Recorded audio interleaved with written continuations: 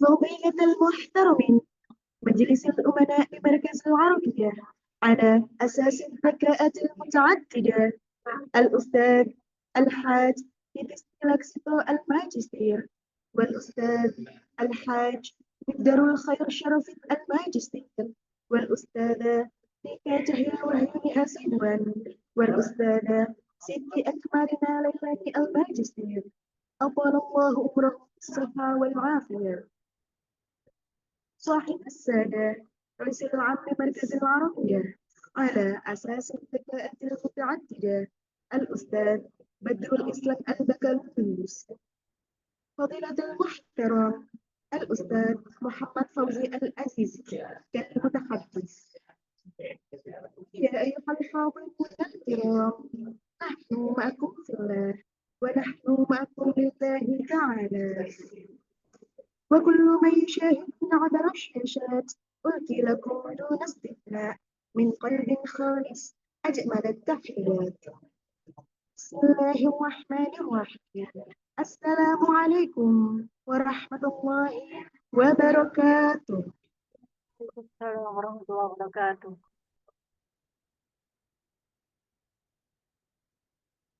الحمد لله الذي أعطى وأمنع وخفض ورفع وفرق وجمع ووصل وقطع، وبحكمه ربحت الطائفة الرابحة وخسرت الطائفة الخاسرة، أضحك وأبكى وأمات وأحيا وأغنى وأقنى وأوجد وأسمى وأباد بسطوته الأمم الغابرة.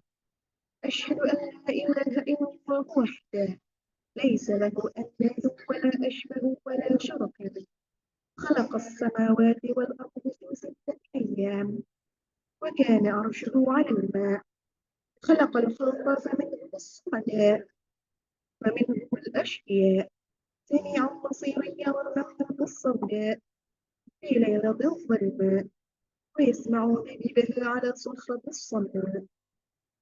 وأشهد أن سيدنا محمدا عبده ورسوله المستغفر التواب المعصوم صلى الله عليه وسلم في الشيبة والشباب، خلقه الكتاب ورأيه الصواب وقوله حسن الخطاب، قدوة الأمم وقمة الإمام ودرة المقربين والأحباب، عرضت عليه الدنيا بكنوزها فكان بلاغه منها كزاد الكفار، أضاء الدنيا بسنته وأنقذ الأمة بشفاعته، وطأ للمسلمين براحته من حوضه الأكواب. اللهم صل وسلم وبارك عليه وعلى آله وأصحابه الأطهار. أما بعد، فيا أيها المستمعون الكرام، ويا أيها السادة الأجلاء رحمكم الله، إن مركز العربية هو مؤسسة لتعليم اللغة العربية تم إنشاؤه لإتقان المهارات الأربعة والقدرة على التعامل مباشرة مع اللغة العربية، فقد بذلت جهودها المتواصلة على غرس الأخلاق الكريمة، لأن كلما ظهر القلب رقى، وإذا رقى راقى، وإذا راقى ذاقى، وإذا ذاقى فاقى، وإذا فاقى اشتاقى، وإذا اشتاقى اجتهد، وإذا اجتهد هبت عليه نسائم الجنة، فيفرح بطاعته، ومن ذاق عرف، ومن عرف اغترف، ومن اغترف نال الشرف. اللهم اجعلنا ممن راقوا وذاقوا وفاقوا واشتاقوا واجتهدوا بطاعتك. آمين آمين يا رب العالمين. أيها الجمهور الكرام، قبل أن نبدأ البرامج نهدي سورة الفاتحة لمؤسسة مركز العربية الفكيداء المرحومة الأستاذة أنسة من ليلي، عسى الله أن يتغمدها ببحر رحمته وفضله على هذه النية وعلى كل نية صالحة. الفاتحة.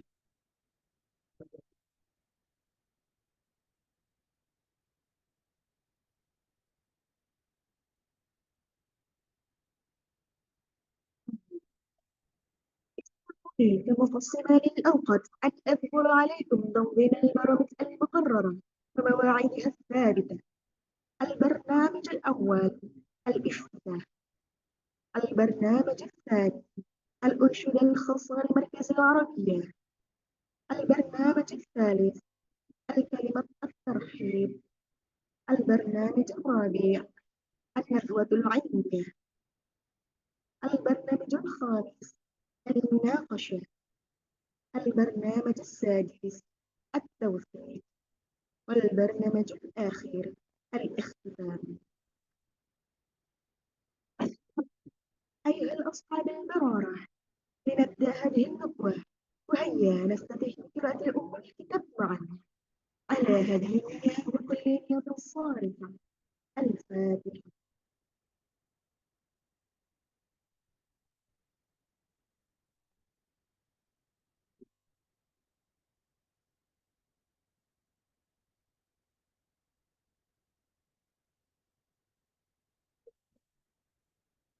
الحاضرون الكرام، أسعدكم الله جميعا.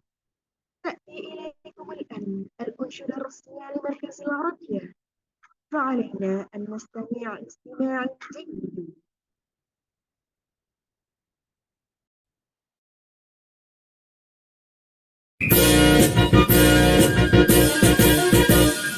العربية هي لغة الحياة، بها تفهم القرآن والسنة. العربية هي مخ العبادة، بها توصل العبد والإله. نحن هنا مركز عربية، نتعلم معا بالحماسة. نحن هنا مركز عربية، نجتهد للوصول إلى الغاية. إحياء اللغة العربية هو من فخرنا، نشر اللغة العربية هو شعارنا.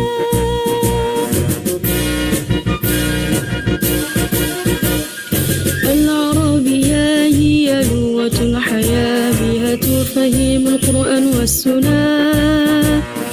العربية هي مخ العبادة، بها توصل العبد والإله.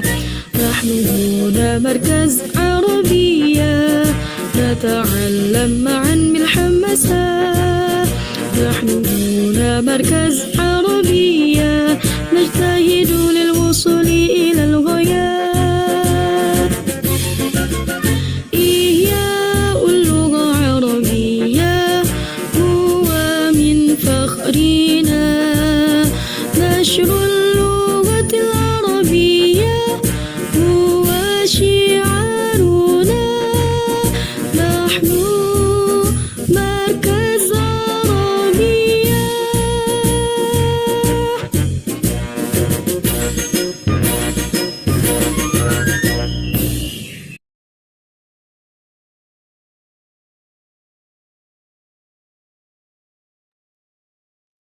أيها الحاضرون الكرام، أسعدكم الله جميعا. البرنامج بعد: الكلمة الترحيب من الرئيس العام لمركز العربية على أساس الذكاءات المتعددة، الأستاذ بدر إسمة البكالوريوس. وإلى فضيلة الأستاذ بدر إسمة البكالوريوس، تفضلوا بكل حب واعتزاز.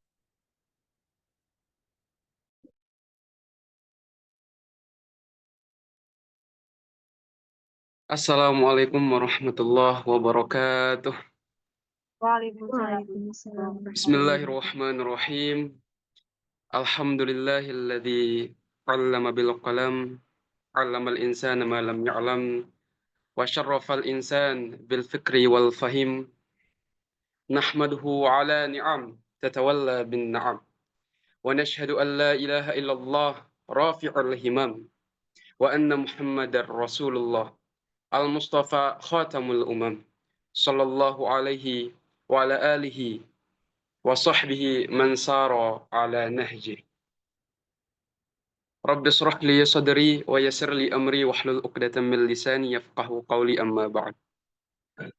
فضيلة المحترمين مجلس الأمناء بمركز العربية على أثاث الذكاءات المتعددة الأستاذ الحاج تيتس تريلاكسيتو الماجستير والأستاذ الحاج مقدار الخير شرفة الماجستير والأستاذة ريكا Cahya Wahyuni Hasibuan والأستاذة سيتي أكمرينا ليلاني الماجستير أطال الله عمرهم في الصحة والعافية وفي طاعة الله وفضيلة المحترمة أمين المناهج للتعليم عن بعد الأستاذة سري نور الأمينة سهل الله أمورها وأسعدها أينما كانت وفضيلة الأستاذ الصاحب الفاضل الأستاذ أحمد فوزي كالمتحدث في هذه الندوة التي تتعلق بمنحة BIB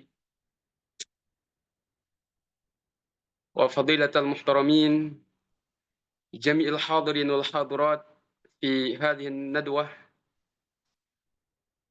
أيها الحاضرون والحاضرات الأعزاء والأحباء Alhamdulillah,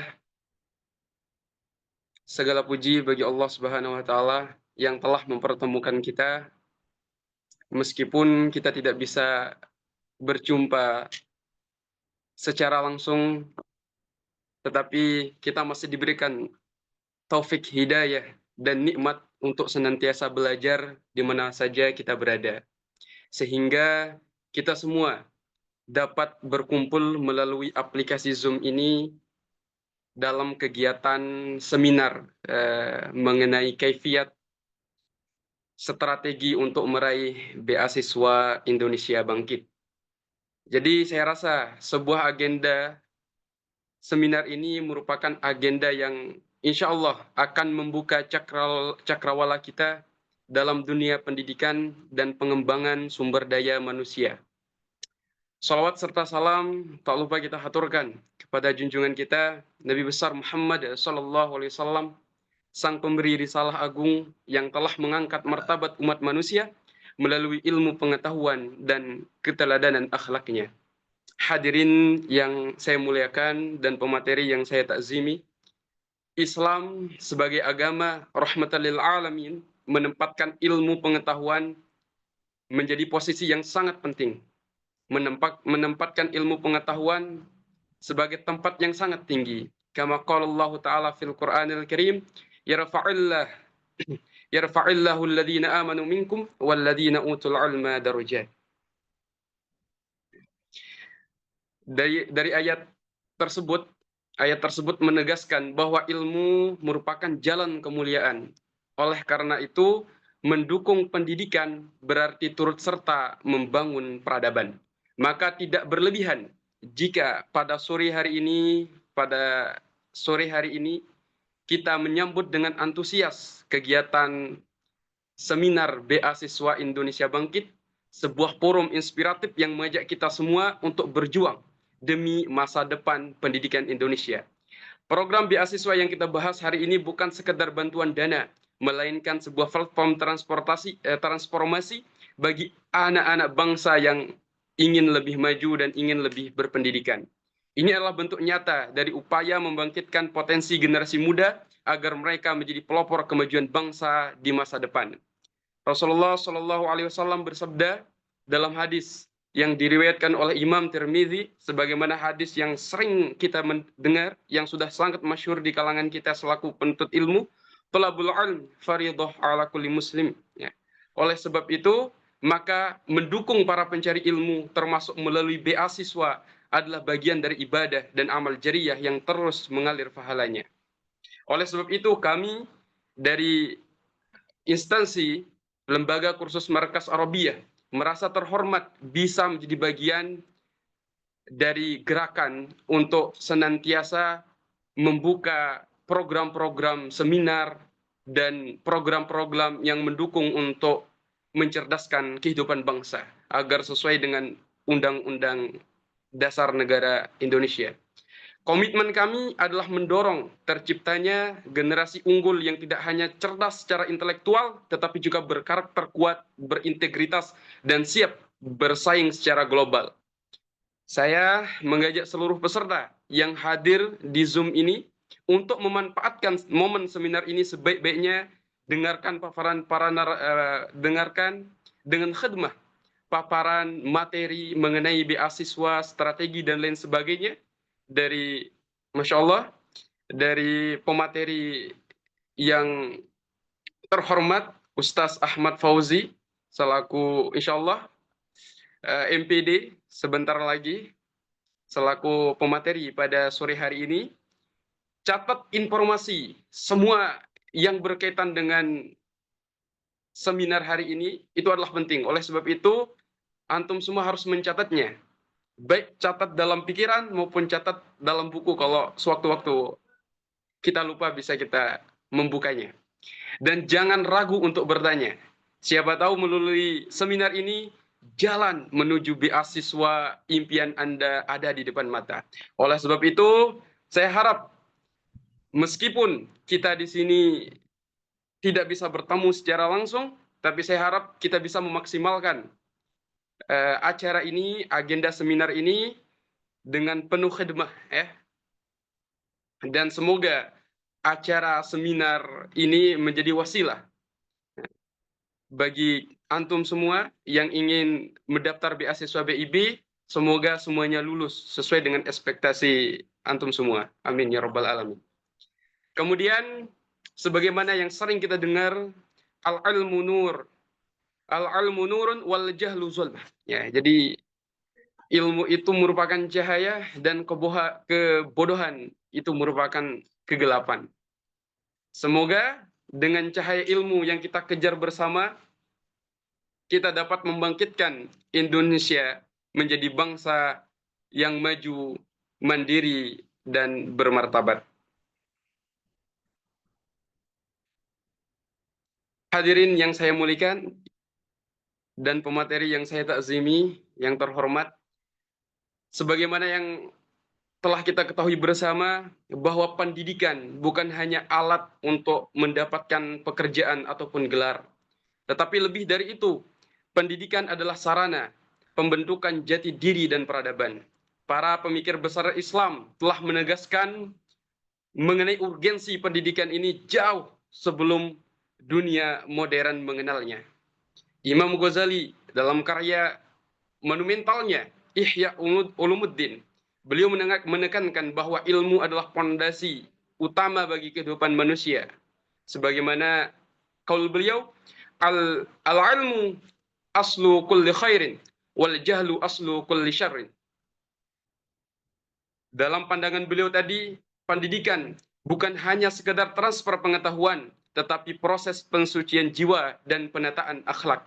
Maka program seminar seperti beasiswa Indonesia Bangkit ini tidak hanya bertugas untuk mencetak sarjana, para magister, para doktor, tetapi mencetak manusia yang utuh, cerdas, dan beretika. Dan yang paling urgen adalah menjadi manusia yang bisa memanusiakan manusia, menjadi manusia yang memang bermoral sesuai dengan visi Rasulullah SAW diutus ke muka bumi ini, yaitu untuk liutammima makarimal akhlak.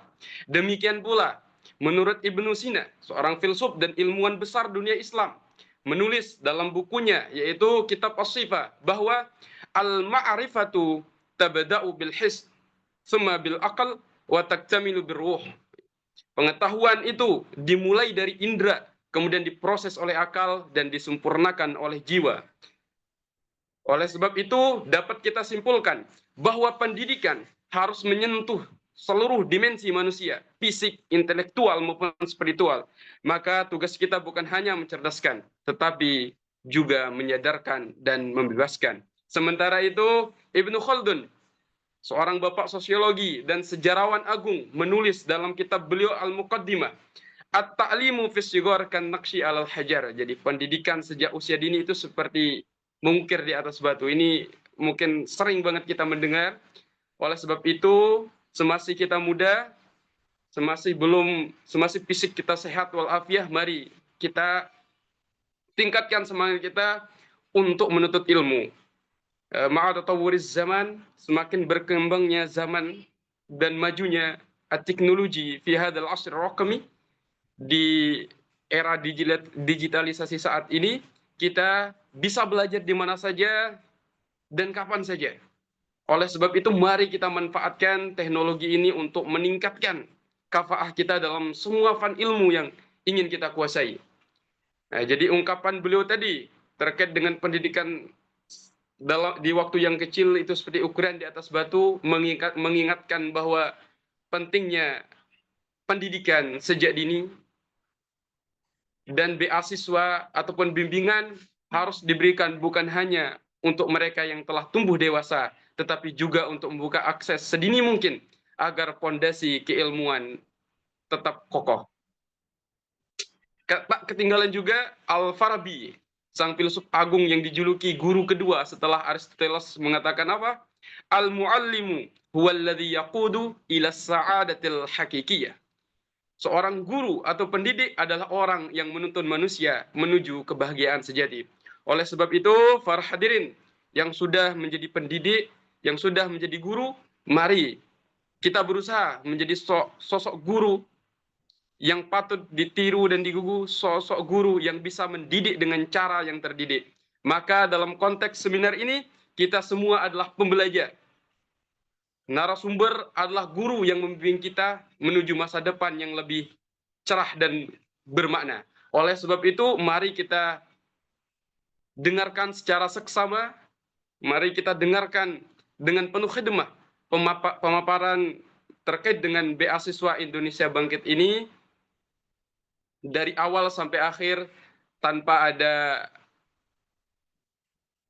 kesalahan, entah itu etika dan lain sebagainya. Oke, jadi dari pemikiran para filsuf-filsuf yang telah saya jelaskan tadi, kita menyadari bahwa beasiswa bukan semata-mata soal dana, melainkan wujud dari cita-cita luhur peradaban Islam, meninggikan ilmu, memuliakan guru, dan membangun manusia yang paripurna. Saya yakin bahwa para peserta seminar sore hari ini adalah orang-orang pilihan, orang-orang yang masih semangat menjadi agen perubahan. Jadikanlah ilmu sebagai jalan hidup, jangan pernah berhenti belajar, dan bila berhasil kelak, kembalilah untuk membimbing yang lain, untuk membimbing yang lain. Jika kita sudah sukses, mari buat orang menjadi sukses. Jika kita sudah berilmu, mari buat orang menjadi berilmu. Sebagai penutup, marilah kita sama-sama resapi firman Allah Subhanahu wa taala dalam surah Az-Zumar ayat 9. Qul hal yastawil ladzina ya'lamuna wal ladzina la ya'lamun. Katakanlah, apakah sama orang-orang yang mengetahui dengan orang-orang yang tidak mengetahui? Semoga dengan ilmu kita menjadi pribadi yang lebih bijak, pribadi yang lebih budiman. Dengan amal kita bisa menjadi insan yang bermanfaat, dan dengan niat yang tulus, semua yang kita perjuangkan hari ini menjadi berkah dunia dan akhirat. Dan semoga seminar ini berjalan sesuai dengan ekspektasi kita bersama, berjalan dengan efektif, berjalan dengan sukses, memberikan inspirasi dan membuka peluang sebanyak-banyaknya bagi putra-putri terbaik bangsa. Akhir kalam, fil khitam, saya mewakili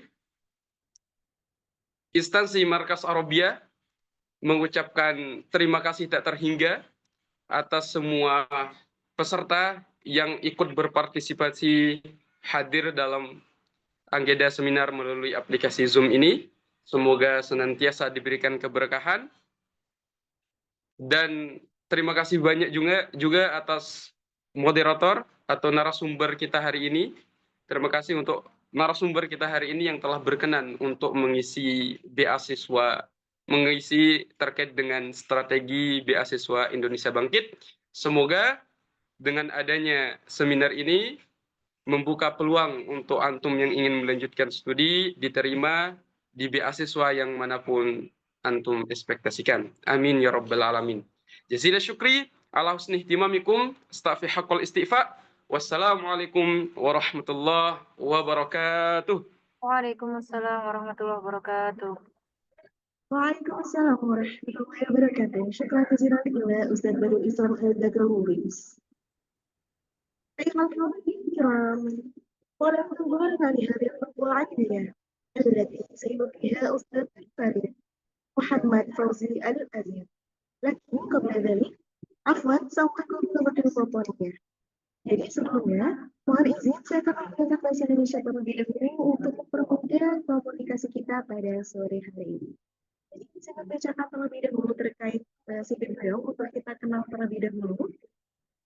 Jadi, telah hadir setelah kita yaitu Ustadz Muhammad Fauzi Al-Azizi. Beliau adalah seorang akademisi muda dan juga aktivis organisasi yang berasal dari Tulung Agung, Jawa Timur.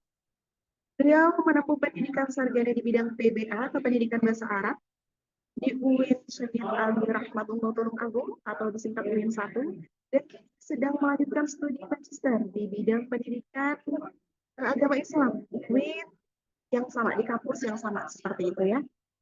Kemudian dengan latar belakang akademik dan pengalaman kepemimpinan yang luas karena beliau adalah aktivis organisasi begitu, beliau akan hadir sebagai pembicara selama sekitar 45-50 menit ke depan. Beliau akan membagi berbagai perspektif kepada kita dalam bidang pendidikan, kepemudaan, dan juga pengembangan diri, yang mana khususnya dalam acara ini yaitu akan bersama-sama gitu ya, mengawal teman-teman untuk mengupas tuntas cara registrasi, awal pendaftaran, dan tips meraih beasiswa BIB Kemenak LPDP atau disingkat BIB 2025. Sebelum itu mungkin boleh kita sapa dulu beliau. Assalamualaikum Ustadz Fauzi. Waalaikumsalam warahmatullahi wabarakatuh. Baik, bagaimana kabarnya Ustadz? Alhamdulillah, khair. Alhamdulillah. Baik, salam kenal Ustadz di sini. Jadi bersama-sama sebentar lagi selama 50 menit Ustadz adalah waktu Ustadz untuk menyampaikan nih wawasan dan pengetahuan Ustadz terkait beasiswa Indonesia Bangkit 2025 kepada teman-teman. Harapannya teman-teman dapat mendapatkan manfaat yang banyak sesuai kata Ustadz Badrul tadi ya, gitu, untuk mendapat atau membuka cakrawala kita. Jadi silakan siapkan catatan terbaik kalian, juga siapkan pulpennya juga agar tidak ada yang terlewat atau mungkin lewat HP juga tidak apa-apa. Langsung saja Ustaz Muhammad Fauzi Al-Aziz memfadilhu bikulli hubbin wa ijaz. Bismillahirrahmanirrahim. Assalamualaikum warahmatullahi wabarakatuh. Waalaikumsalam. Waalaikumsalam warahmatullahi wabarakatuh. Alhamdulillahirabbil alamin. Wassalatu wassalamu ala asyrofil anbiya'i wal mursalin sayyidina Muhammadin wa ala alihi wa sahbihi ajma'in. Yang kami hormati Badrul Islam selaku General Manager di Markas Arabia atau agenda ini, yang terhormat seluruh panitia, dan tak lupa kepada peserta seminar sosialisasi beasiswa Indonesia Bangkit. Pertama, marilah kita ucapkan puja dan puji syukur kepada Allah Subhanahu wa Ta'ala yang telah memberikan kita kesempatan sehingga kita semua dapat mengikuti acara ini dalam keadaan sehat. Kedua kalinya salat serta salam semoga tetap tercurahkan kepada junjungan kita baginda Nabi Muhammad Shallallahu Alaihi Wasallam, Nabi yang telah kita nantikan saatnya kelak di yaumil qiyamah. Allahumma sholli wa sallim. Selanjutnya langsung saja di sini saya diminta untuk membantu menyampaikan tentang beasiswa Indonesia Bangkit, yang mana beasiswa ini adalah kerjasama antara LPDP atau Lembaga Pengelola Dana Pendidikan yang dinaungi oleh Kementerian Keuangan dengan Kementerian Agama. Suara saya jelas ya? Atau kurang jelas? Bisa lebih didekatkan programnya? Oh gitu. Cek gimana?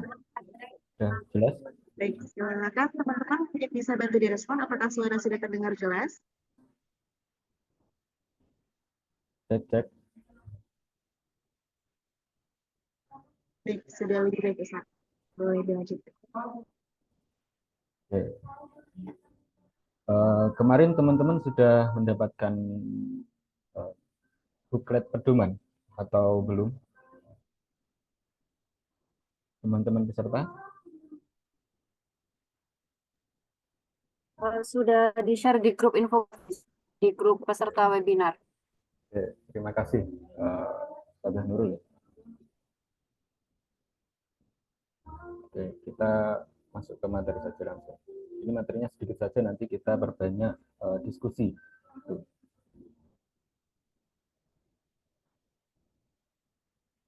Ya.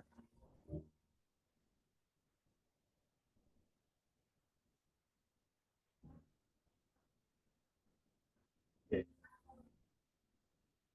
Ini PPT dari CIB atau Cakrawala Indonesia Bangkit. Cakrawala Indonesia Bangkit adalah organisasi awardee di masing-masing perguruan tinggi dengan tajuk menggapai mimpi kuliah dengan beasiswa Indonesia Bangkit. Oke. Ini profil singkat dari saya, tadi sudah dibacakan oleh moderator. Mungkin langsung saja. Oke. Mau daftar atau berusaha daftar? Ini adalah satu hal yang berbeda. Mau daftar ya sekedar daftar saja. Kalau berusaha daftar berarti ada usaha untuk sampai ke tahap terakhir. Bagaimana teman-teman di sini, mau daftar atau masih berusaha daftar? Saya harap teman-teman semuanya berusaha daftar untuk sampai tahap terakhir. Oke, jalur pendaftaran. Di beasiswa Indonesia Bangkit ini kurang lebih sama dengan beasiswa LPDP yang dari Kemenkeu ya.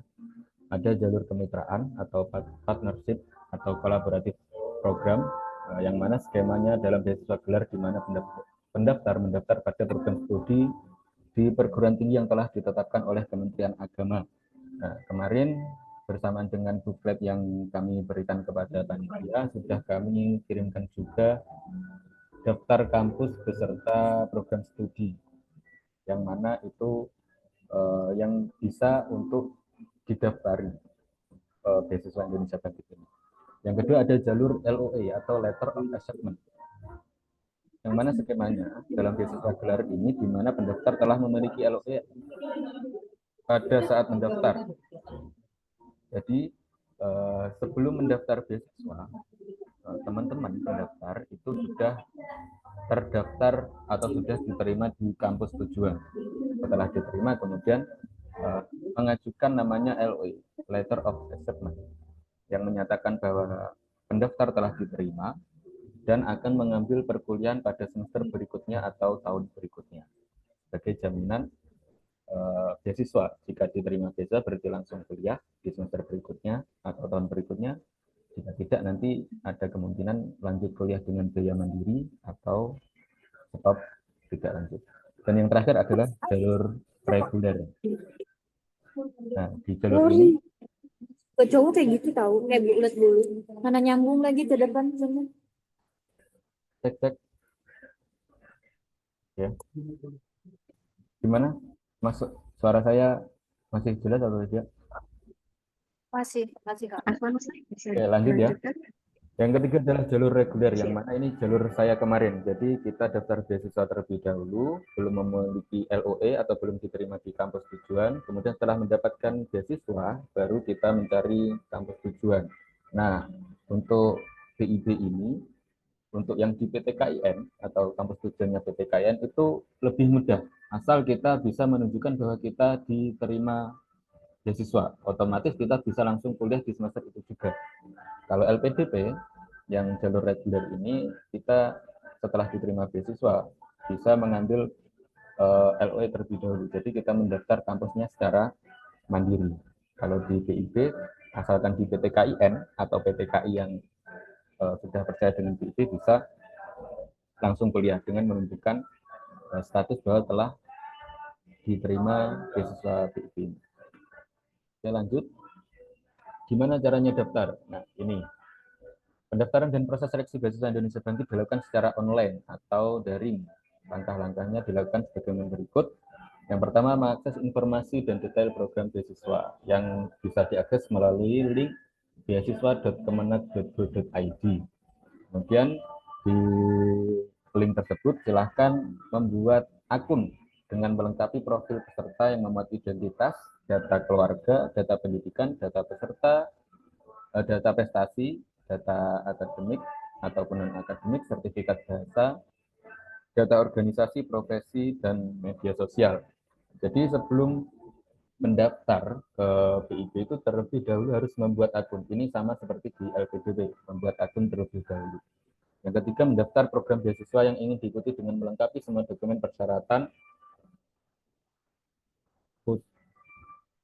khusus sesuai dengan jenis beasiswa.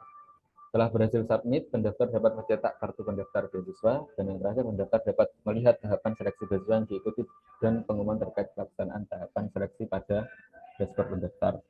Jadi langkah pertama, mengakses link beasiswa.kemenak.id, kemudian membuat akun dengan melengkapi profil, kemudian baru kita bisa mendaftar pada program beasiswa ini. Nah, ketika mendaftar, silahkan lengkapi berkas-berkas yang dibutuhkan. Ada berkas kesehatan, berkas sertifikat bahasa, kemudian ada berkas esai, ada berkas, saya lupa. Di buklet ada, nanti kita bedah bukletnya. Lanjut. Nah, tahapan seleksi ada 3 tahap. Yang pertama tahap administrasi, yang kedua tes akademik atau skolastik, dan yang ketiga adalah wawancara. Nah, teman-teman, ini banyak yang salah langkah. Jadi di tahap administrasi ini benar-benar menentukan. Jadi banyak teman-teman itu ketika mau mendaftar beasiswa yang dipersiapkan itu adalah tahap akademiknya atau seleksi tes skolastiknya. Tapi mengabaikan administrasinya. Padahal di administrasi ini juga ada scoring. Nah, yang di scoring di sini apa ya, termasuk tes sertifikat bahasa. Kemudian ada juga esainya itu juga diseleksi, ada nilainya. Jadi nanti kita akan membedah bagaimana cara membuat esai yang baik dan benar sebelum masuk ke tahap skolastik gitu ya. Ini terakhir wawancara, ya wawancara itu tahap terakhir. Jadi tahapan seleksinya itu adalah sistem gugur ya teman-teman. Jadi kita pertama tahap administrasi, jika administrasi tidak lolos berarti ya sudah gugur di awal. Jadi untuk bisa sampai tahap wawancara kita harus lolos administrasi dan tahap skolastik gitu. Jadi jangan mengabaikan salah satu, administrasi asal lengkap aja. Jangan, soalnya esainya itu juga diteliti, dibaca. Jika esainya tidak menarik atau asal-asalan buatnya, tanpa riset atau tanpa literasi yang bagus, jangan harap bisa lolos ke tahap kedua. Untuk tahap skolastiknya kurang lebih sama dengan LPDP, bisa mempelajari materi-materi seperti tes CPNS atau tes LPDP, kurang lebih sama. Untuk wawancara ada trik-trik khususnya. Lanjut. Jadwal pendaftaran beasiswa Indonesia Bangkit tahun 2025. Nah, ini ada jadwalnya. Pendaftaran mulai tanggal 1 April sampai 31 Mei. Kemudian seleksi administrasi tanggal 1 sampai tanggal 7 Juni. Dan seterusnya bisa dilihat, bisa dicatat, bisa di screenshot. Sebenarnya ini untuk sosialisasi Markas Arabiyah ini bisa dibilang cukup terlambat. Karena banyak sekali yang sudah melakukan sosialisasi dari awal-awal. Dari kampus kami sendiri, Universitas Islam Negeri Said Ali Rahmatullah Tulungagung sudah 2 kali mengadakan sosialisasi. Tapi ini juga masih ada beberapa lembaga atau perorangan dari pihak Awardi sendiri atau lulusan Awardi yang juga masih gencar melakukan sosialisasi. Dari pihak Kemenak sendiri yang dibimbing langsung diawasi oleh Bapak Puspenma atau yang bisa kita sebut Bapak Usman, itu masih sosialisasi lewat YouTube ataupun Instagram.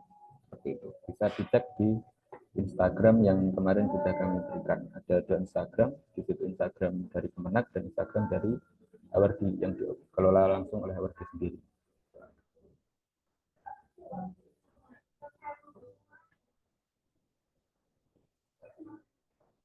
Pilihan beasiswa yang sudah muncul. Sementara ini beasiswa yang sudah muncul ada ini. Yang pertama beasiswa umum S1 dalam negeri. Ini yang calon S1 ada apa tidak atau sudah S1 semuanya, ini bisa mendaftar yang ini jika ada yang calon S1 masih mau lulus SMA sederajat. Tapi untuk S1 ini jalurnya hanya satu ya, jalurnya hanya jalur reguler. Jadi kalau nggak terima beasiswa ini, jadi langsung harus kuliah di tahun ini juga. Misal tahun ini daftar, kemudian diterima, maka harus langsung kuliah di kampus yang dituju. Saat ini juga tidak ada jalur LOE, gitu ya, untuk S1. Untuk S2 dan S3 masih ada jalur LOE. Kemudian yang kedua ada beasiswa umum S2 dalam negeri, seperti saya ini. Kemudian yang ketiga ada beasiswa umum S2 luar negeri. Nah, ini kemarin banyak yang diisukan dari pihak Kemenak bahwa beasiswa S2 luar negeri ini sekarang difokuskan, sosialisasinya itu difokuskan ke UK sama USA. Karena kebanyakan dari LPDP sendiri itu banyak yang kuliahnya di Aussie. Itu dari pihak pengelola beasiswa menyarankan agar mencoba ke Europe, ke Eropa atau ke USA. Kalau yang Timur Tengah kebanyakan ngambilnya yang beasiswa PBSD, yang santri berprestasi itu, tapi sekarang juga dananya dari BID sama. Kemudian ada beasiswa double degree. Ini kalau tahun kemarin itu, kalau tahun saya itu double degree-nya ngambilnya di UII sama di Universitas Malaysia Utara. Kemudian ada beasiswa prestasi S1 dalam negeri, ini ongoing, sama beasiswa target S1 PJJ keagamaan. Nah, yang S1 PJJ keagamaan ini setahu saya dari awal adanya beasiswa ini hanya ditujukan kepada orang-orang yang sudah bekerja di naungan Kementerian Agama yang S1-nya belum linear dengan S2 maupun S3-nya. Ini kampusnya ada di UIN Syekh Nurjati Cirebon atau UIN Cyber, sekarang namanya UIN Cyber. Komponen pendanaan BID. Nah, ini yang paling menarik untuk peserta ya. Pendanaan BID itu ada apa saja. Nah, beasiswa, karena ini tadi slide-nya PPT-nya dari yang S2 ya. Ini yang kami tampilkan hanya program magisternya saja. Beasiswa Indonesia Bangkit merupakan beasiswa penuh atau full funded atau full scholarship dengan durasi pendanaan studi paling lama dari program magister. Itu adalah paling lama 24 bulan dan 48 bulan bagi program sarjana dan doktor. Komponen biaya penerimaan beasiswa terdiri dari dana pendidikan dan dana pendukung. Nah, dana pendidikan apa saja?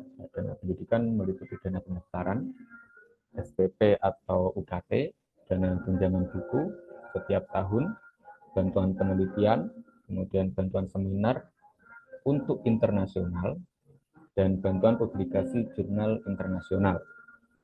Kemudian dana pendukungnya meliputi dana transportasi, ini hanya diberikan 2 kali ketika berangkat dan pulang. Kemudian dana asuransi kesehatan bisa diklaimkan BPJS. Kemudian dana hidup bulanan cair setiap 3 bulan sekali. Biaya kedatangan, dana tunjangan keluarga bagi S3, dan dana aplikasi visa atau resident permit bagi yang ambil program beasiswa luar negeri. Mungkin sedikit saya sepil untuk yang biaya bulanannya. Untuk S1 itu kurang lebih 1 jutaan lebih lah, hampir 2 juta. Kalau yang S2 4 juta lebih, yang S3 di atasnya lagi. Seperti itu. Ini untuk sepil-sepil untuk penambah semangat. Ya, jadi itu saja dari biaya bulanan saja itu sudah terhitung kita kaya. Asal kita gunakan sesuai kebutuhan kita. Kalau kita hidden ya habis.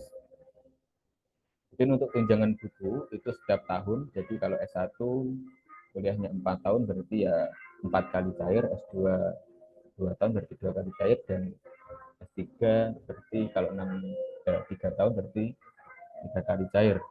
Untuk bantuan seminar itu hanya untuk seminar internasional berindeks Scopus. Publikasi jurnal juga seperti itu. Lanjut. Persyaratan umumnya, nah seperti ini persyaratan umumnya. WNI memiliki sertifikat kompetensi bahasa, baik TOEFL ataupun TOEFL, sesuai kebutuhan negara dan bidang studi. Memiliki ijazah dan transkrip pendidikan sebelumnya, memiliki LOE atau surat rekomendasi, dan membuat personal statement atau esai, rencana studi, dan penelitian. Ini tadi yang saya singgung di awal terkait esai. Nah, untuk sekarang, mulai tahun ini, itu ditekankan untuk sertifikat bahasanya itu ditekankan untuk TOEFL. TOEFL tetap bisa, tapi hanya di beberapa prodi tertentu. Misal ya seperti Ustadz Badrul itu kan PBA, itu bisa pakai TOEFL. Kalau prodi umum itu masih ditekankan yang TOEFL bahasa Inggris. Nah, persyaratan beasiswa umum S2 dalam negeri. Nah, ini bisa dibaca sendiri. Kurang lebih seperti itu. Ya, ada perubahan terkait persyaratan dasarnya. Kalau tahun saya dulu itu tidak ada persyaratan yang di sini tidak dicantumkan, di Bukat ada. Jadi kalau S2 itu paling tidak lulusan dari PTKI atau menjadi pegawai di bawah, di lembaga di bawah naungan Kemenak. Kalau di sini tidak dicantumkan ya. Nah, itu sekarang seperti itu, tidak seperti tahun saya dulu. Jadi kalau tahun saya dulu itu masih umum, meskipun lulusan dari PTN umum bisa mendaftar S2. Kalau sekarang dikhususkan untuk PTKIN ataupun yang PTN atau perguruan tinggi umum itu bisa mendaftar, tapi yang prodinya berkaitan dengan agama Islam, mungkin Pak CAI atau apa itu di PT perguruan tinggi umum. Lanjut. Nah, ini standar sertifikat kompetensi bahasa. Ini untuk S2 ya. Untuk TOEFL skor minimal 450, dan untuk TOEFL atau sertifikat bahasa Arab pusat bahasa dari PTKIN itu skor minimalnya 500. Nah, ini kalau teman-teman Markas Arabia saya yakin semuanya sepertinya sudah di atas 500. Nah, untuk yang luar negeri seperti itu. Untuk bahasa Arabnya minimal 550. Sedangkan untuk TOEFL-nya IBT 500, IBT 75, dan IELTS 6.0, 6.2. Nah, ini masalah-masalah beasiswa pendaftar ya utamanya. Nah, yang pertama pembangunan syarat TOEFL. Nah, ini kemarin banyak sekali yang bertanya kepada saya, utamanya dari teman-teman adik tingkat saya. Kalau TOEFL-nya itu dari kampus gimana? Boleh. Kalau TOEFL-nya dari kampus boleh. Asal syaratnya itu tadi, skornya di atas 450. Kalau TOEFL sementara ini yang bisa menerbitkan hanya PTKIN. Jadi teman-teman yang ada yang kuliah, misal kuliahnya di PTKI, tidak negeri, itu bisa nanti cari di PTKIN. Bisa di kampus Tulungagung, Malang, Surabaya, Kediri juga bisa, asal skornya di atas 500. Dan bagaimana mendapatkan LOA di perguruan tinggi luar negeri? Ini nanti silakan nanti bisa bertanya-tanya kemarin ke link yang kami share, ada Q&A dari pihak Awerdi melalui Instagram, nanti bisa ditanyakan di sana. Kemudian pilihan prodi atau PT yang kurang matang. Nah, ini ketika memilih prodi atau ketika mendaftar beasiswa itu pastikan sudah memikirkan matang-matang prodi yang ingin didaftar. Jangan asal pilih ini aja, kelihatannya enak. Jangan. Kita harus mempertimbangkannya dengan matang-matang. Kemudian ada daya tahan dan daya juang. Nah, ini pengalaman saya, pengalaman kami, seluruh Awerdi pasti mengalami ini. Adanya keterlambatan pencairan. Jadi tahun pertama dan semester pertama ketika menjadi Awerdi dan mulai kuliah, itu hampir seluruh Awerdi itu mengalami keterlambatan pencairan. Molornya hingga 1 semester. Nah, ini yang menjadi masalah. Karena pencairannya dana beasiswa ini tidak bisa langsung cair. Jadi harus dicek dulu data penerimanya, kuliahnya di mana, dan lain-lain. Dan itu masih harus diajukan kepada LPDP, dan LPDP akan nanti ditindaklanjuti oleh Kemenkeu, seperti itu.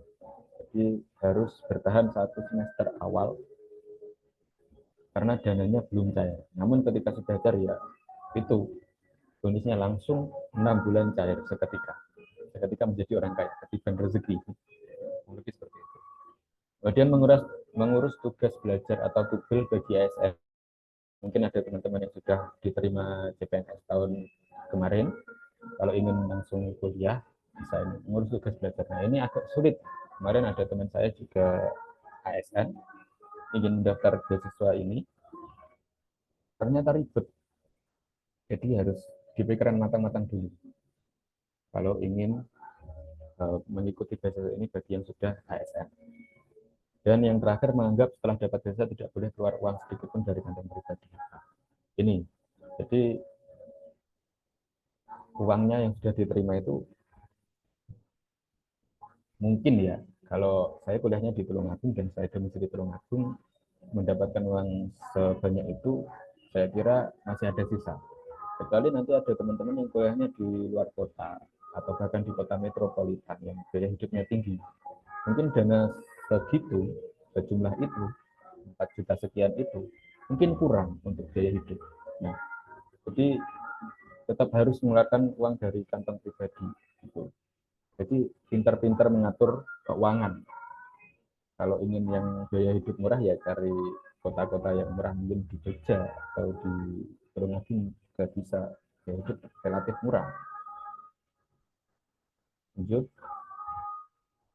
Nah ini lampiran dokumen-dokumen untuk yang diupload ketika mendaftar pertama kali. Bisa dicek, bisa dilihat ada isian data diri pendaftar, pas foto, scan kartu tanda penduduk dan KK, scan bukti lulusan atau ijazah, kemudian ada surat izin pimpinan bagi yang sudah bekerja, surat keterangan masa kerja bagi yang sudah bekerja, surat bebas tugas, kemudian ada scan ijazah S1 asli atau D4 asli, kemudian scan asli transkrip, kemudian scan hasil keputusan penyetaraan ijazah luar negeri bagi yang lulusan luar negeri, kemudian bukti kelulusan seleksi masuk perguruan tinggi, ini bagian LOE atau yang sudah mendaftar di perguruan tinggi tujuan atau perguruan tinggi yang menjadi mitra dari Kemenak.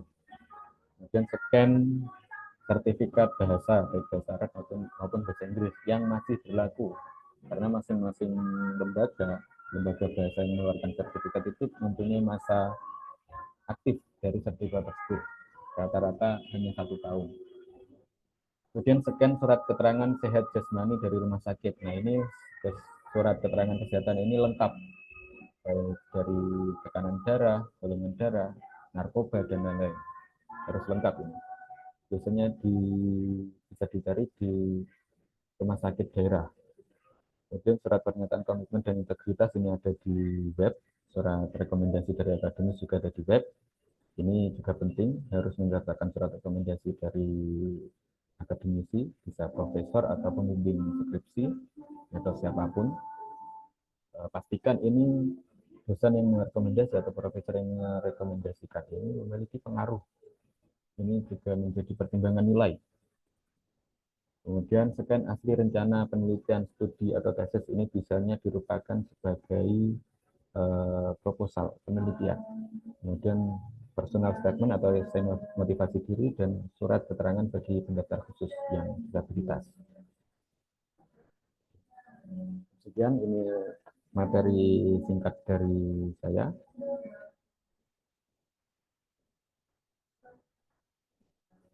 Ini waktu saya masih berapa menit, Ustazah moderator? Baik, untuk waktunya masih ada sampai pukul 16.45. Jadi ada 8 menit lagi. Oke. Terima kasih, Ustazah. Mungkin ini bisa langsung ke buklet ya. Ya, bisa dilanjutkan terlebih dahulu.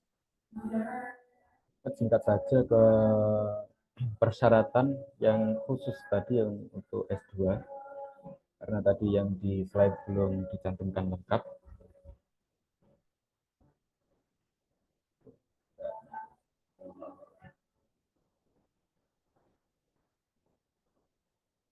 Nah, ini yang untuk S2 dalam negeri. Ini Sudah terlihat? ya, sudah terlihat ya. Nah, ini di booklet disebutkan bahwa yang poin ketiga berstatus sebagai lulusan S1 perguruan tinggi keagamaan, baik negeri maupun non-negeri. Dan lulusan S1 program beasiswa santri berprestasi atau PBSB Kementerian Agama yang dapat dibuktikan dengan SK PBSB atau tenaga kependidikan pada perguruan tinggi keagamaan atau dosen di PTK perguruan tinggi keagamaan atau sebagai pendidik atau guru di lembaga yang di bawah naungan Kementerian Agama dengan menyertakan kartu NUPTK atau SK pengangkatan lembaga yang berwenang dan atau pegawai negeri sipil Kementerian Agama. Kalau sekarang seperti itu. Jadi mohon maaf pada teman-teman yang mungkin S1-nya di PTN atau perguruan tinggi umum yang tidak negeri, persyaratannya sekarang untuk S2 dalam negeri seperti ini.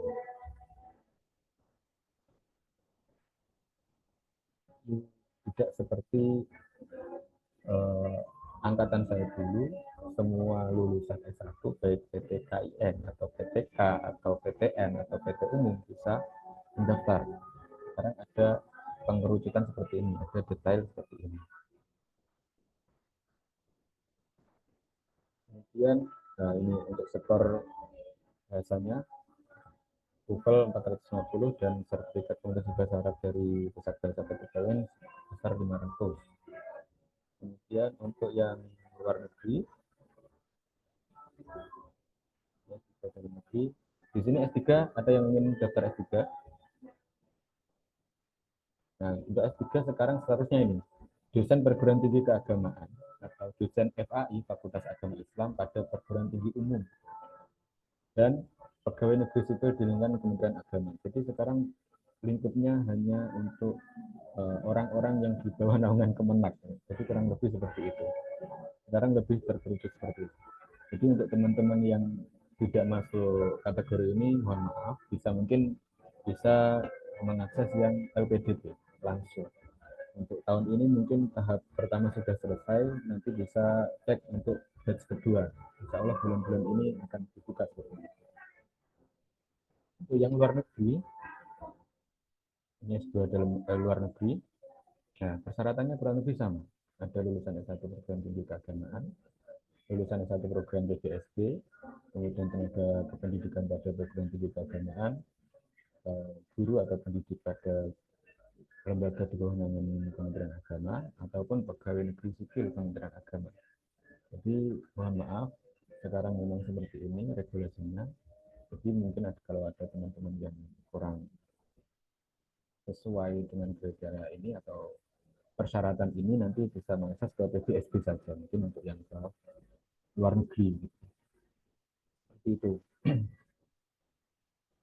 Nah, mungkin itu saja untuk yang perlu di highlight terkait persyaratan umum yang S2 yang di dalam negeri maupun luar negeri. Itu yang perlu kami sampaikan. Jadi daripada nanti teman-teman kecewa di awal ketika mendaftar, oh saya kok tidak lolos, padahal secara sertifikat bahasa sudah memenuhi, secara tes kesehatan bagus, secara esai juga sudah bagus, tapi kok tidak lolos. Tapi memang persyaratannya sekarang seperti ini, regulasinya seperti ini. Ya, beruntunglah bagi teman-teman yang kuliah S1-nya berada di PTK, perguruan tinggi keagamaan atau PTKIN, jadi bisa mengakses beasiswa ini. Mungkin juga perlu kami sampaikan bahwa ini seharusnya kami sampaikan di awal tadi, LPDP itu adalah lembaga pengelola dana pendidikan, itu di bawah naungan Kementerian Keuangan. LPDP sendiri mempunyai beasiswa yang dikelola sendiri, yaitu LPDP, yang sudah berjalan puluhan tahun, belasan tahun. Kemudian ada program kedua yang bekerja sama dengan Kementerian pendidikan yang namanya BPI, Beasiswa Pendidikan Indonesia. Itu sudah berjalan lebih lama dari BIP dan yang ini terakhir. BIP ini adalah program kerjasama LPDP dengan Kementerian Agama dan ini adalah program yang paling baru dari LPDP. Dan usia BIP ini masih saya angkatan kedua, angkatan pertama itu tahun 2022, angkatan kedua tahun 2023, tahun 2024 tidak dibuka karena ada pergantian kepengurusan di kubu pengelola di Kemenak. Kemudian baru tahun ini dibuka. Jadi jika tahun ini teman-teman keterima, itu berarti masih angkatan ketiga dan masuk tahun keempat adanya beasiswa ini. Nah, seperti itu. Selanjutnya mungkin yang perlu kami sampaikan terkait esai ini yang perlu di highlight untuk sekarang tahap awal. Jadi tadi sudah kami sampaikan bahwa banyak kesalahan teman-teman itu langsung belajar pada tahap tes skolastik, tahap yang mana yang paling sulit karena di situ ada tesnya seperti tes CPNS, pakai CAT. Tapi kalau di tahap pertama saja, di tahap seleksi administrasi tidak lolos, bagaimana bisa mengerjakan tahap skolastik? Nah, sebenarnya banyak ini tips and triknya bagaimana esai itu bisa bagus, bagaimana esai itu bisa lolos untuk tahap administrasi ini, baik LPDP, BPI maupun BIP itu bisa diakses di YouTube. Banyak sekali cara-caranya, banyak sekali tutorialnya di sana. Mungkin saya sedikit share pengalaman saya. Jadi untuk esai itu mencakup beberapa hal. Nah, ini saya bukakan di Microsoft Word saja. Jadi biar enak.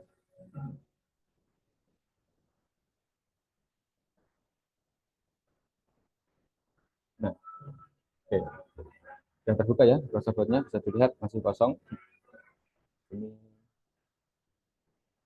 Nah, untuk esai itu mencakup 3 hal. Ini nanti tips dari saya bisa dikombinasikan dengan tips-tips yang ada di YouTube. Banyak sekali tips yang di-share oleh teman-teman lulusan atau teman-teman awardee dari LPDP, dari BPI atau dari BIP sendiri. Esai itu yang pertama yang dibutuhkan itu adalah background. Nah, background ini ya background pendaftar, mulai dari riwayat hidup, kemudian pengalaman organisasi, pendidikan, kemudian konsennya di mana pekerjaan, kemudian karya tulis akademis yang sudah publish itu seperti apa, itu perlu dicantumkan di esai. Ini yang pertama, ini background. Jadi buat saja CV singkat poin-poin seperti punya saya tadi, kemudian dikumpulkan saya itu pendidikannya dari apa saja, kemudian pengalaman organisasi apa saja, kuliahnya bagaimana, karya-karya saya apa saja, itu silahkan ditulis, diruntutkan dulu. Kemudian yang kedua ada problem dan solving.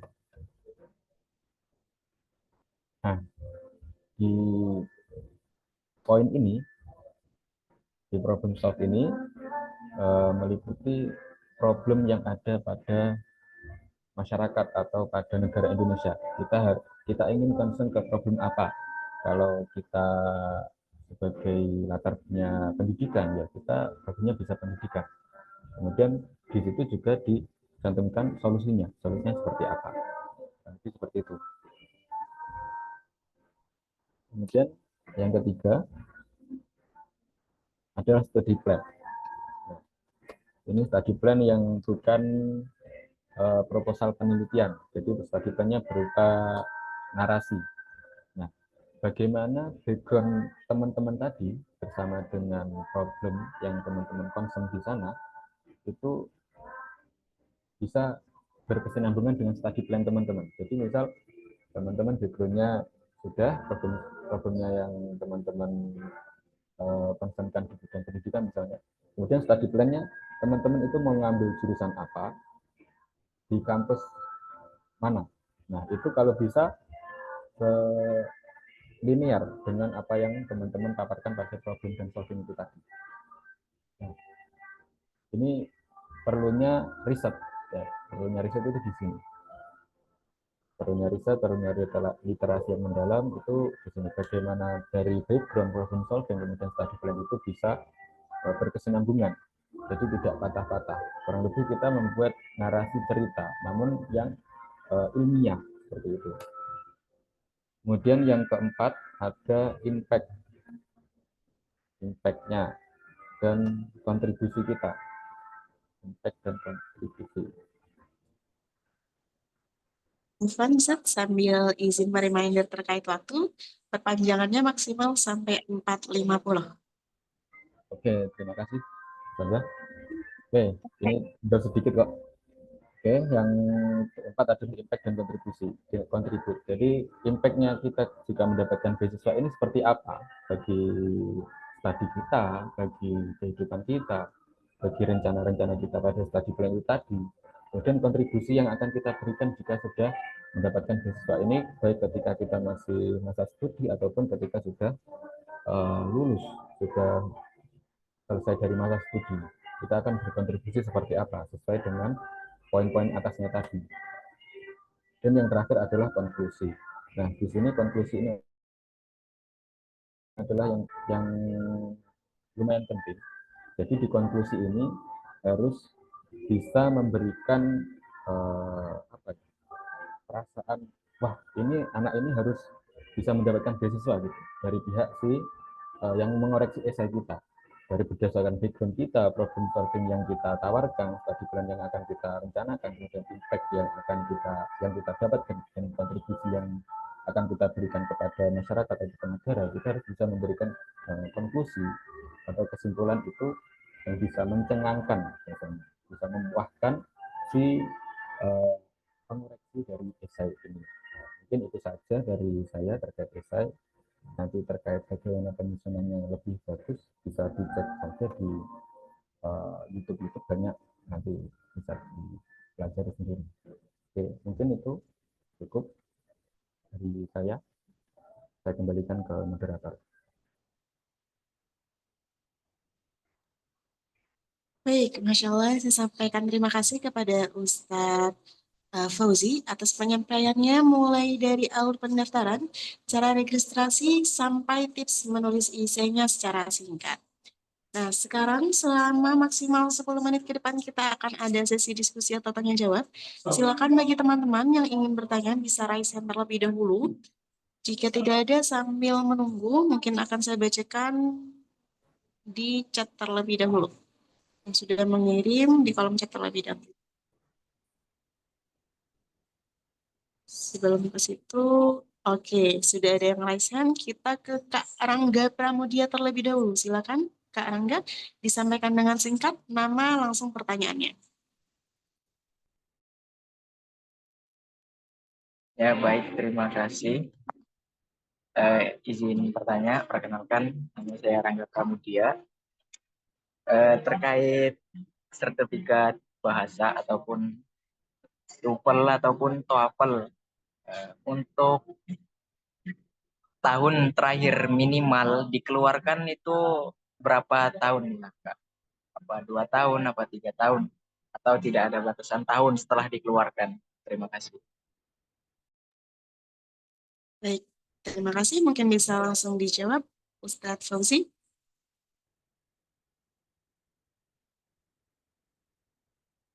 Oke, terima kasih. Untuk sertifikat bahasa untuk tahun ini tidak ada ketentuan berapa masa aktifnya, tergantung pihak yang menerbitkan dari sertifikat bahasa tersebut. Namun kebanyakan masanya itu hanya 1 tahun. Kalau angkatan ketika saya mendaftar dulu itu ada masanya maksimal 2 tahun dari sertifikat itu diterbitkan. Kalau yang sekarang tidak ada keterangannya, namun mungkin bisa disamaratakan 1 tahun dari penerbitan sertifikat bahasa itu, karena kebanyakan ya 1 tahun itu. Oke, terima kasih. Baik, terima kasih Ustadz Fauzi. Jadi begitu Kak jawabannya. Berarti tergantung kepada sertifikat itu, tanggal pengeluarannya, terbarunya kapan, dan masa berlakunya berapa lama. Kita lanjut, silakan. Mungkin ada yang mau raise hand terlebih dahulu. Sambil menunggu, saya baca di kolom chat. tadi ada pertanyaan. Assalamualaikum Kak, izin bertanya untuk mendaftar S2 luar negeri, apakah surat keterangan sehatnya bisa yang biasa? Maksudnya tidak detail mengenai bebas HIV, hepatitis, dan lain-lain. Nanti ketika memang sudah diterima dan berangkat, maka apakah akan melakukan pengecekan lanjutan?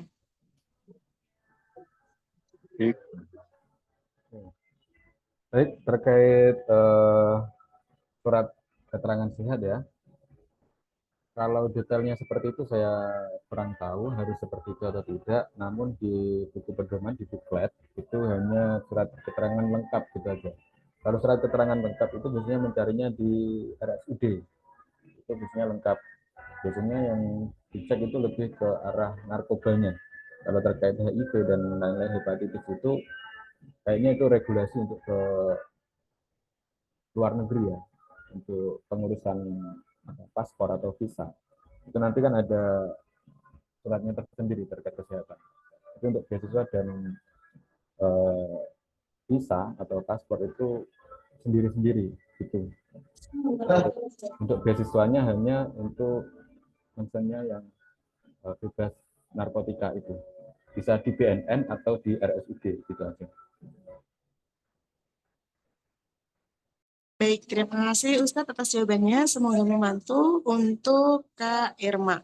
Selanjutnya, satu pertanyaan terakhir mungkin jika ada yang mau raise. Baik, jika tidak ada, maka pertanyaan terakhir akan saya ambilkan dari kolom chat. Apakah diperkenankan untuk mendaftar BIB tapi sedang ongoing S2? Dan bila diterima BIB, maka akan mengundurkan diri dari kampus tersebut. Mungkin sekaligus bisa menjawab terkait tadi karena terkait ongoing S2, juga sekaligus kalau menggunakan SKL apakah bisa mendaftar BIB karena bulan depan baru wisuda. Oke, terima kasih. Saya tanggapi dulu yang menggunakan SKL bisa digunakan untuk mendaftar BIB. Namun nanti ketika sudah misal keterima, itu nanti akan dimintai untuk melampirkan ijazah yang sudah diterbitkan seperti itu. Tapi untuk pendaftaran itu bisa menggunakan SKL.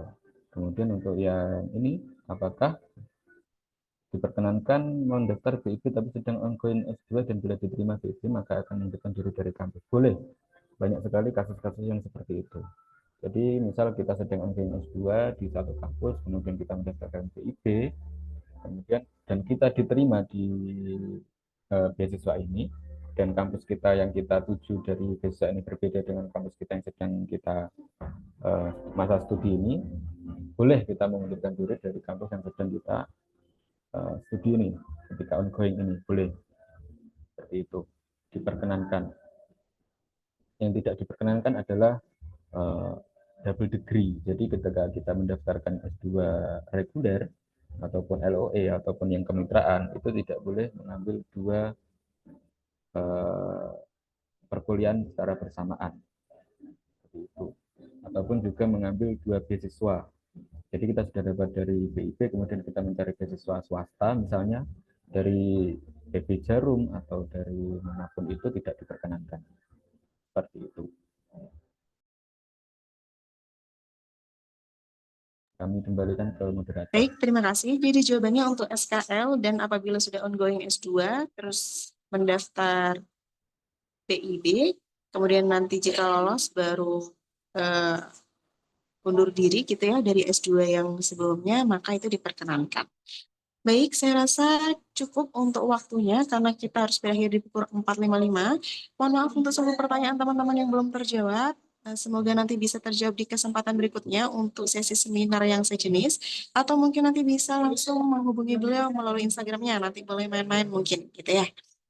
Sesi selanjutnya teman-teman, kita akan memasuki sesi dokumentasi. Silakan kepada seluruh peserta seminar untuk on-cam terlebih dahulu agar tampak muka cantik dan gantengnya gitu.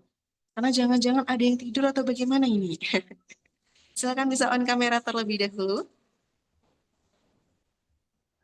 Kemudian saya berikan kepada operator terlebih dahulu. Silakan mohon dibantu operator. Bentar ya, moderator, minta waktunya sedikit.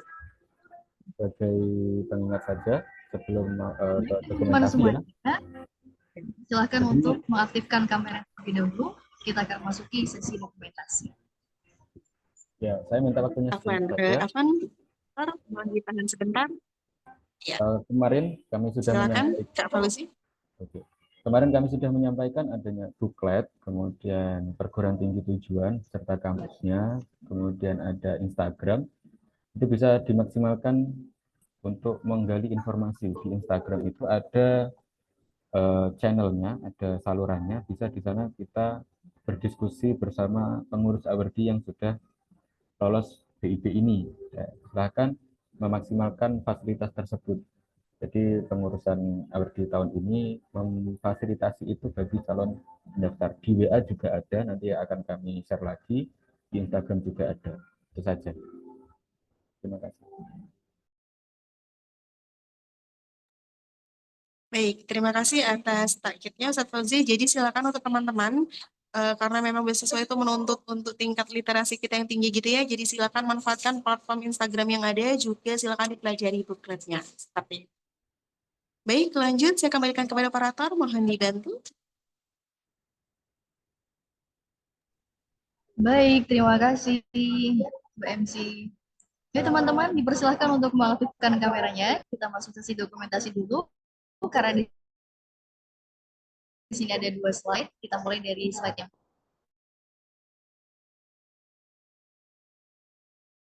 pertama ya.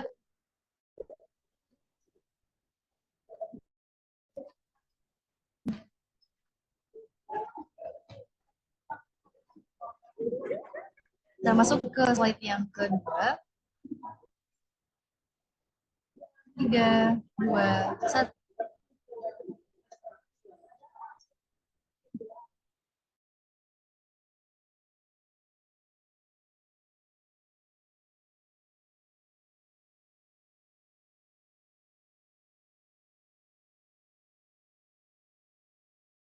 Lagi ke Baik, kami sampaikan terima kasih kepada operator atas bantuannya. Baik, seluruh peserta, akhirnya kita sekarang sudah ada di penghujung acara.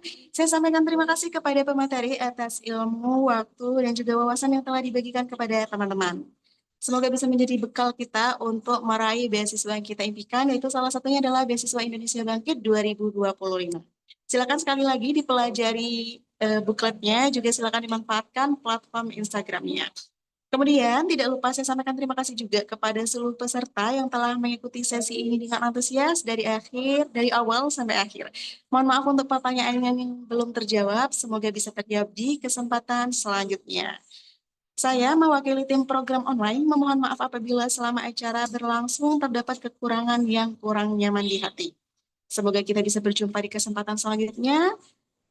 Kita tutup dengan doa kafaratul majelis. Subhanakallahumma wa bihamdika asyhadu an la ilaha illa anta astaghfiruka wa atubu ilaik. Wassalamualaikum warahmatullahi wabarakatuh. Sampai jumpa di acara selanjutnya bersama Markas Arabia.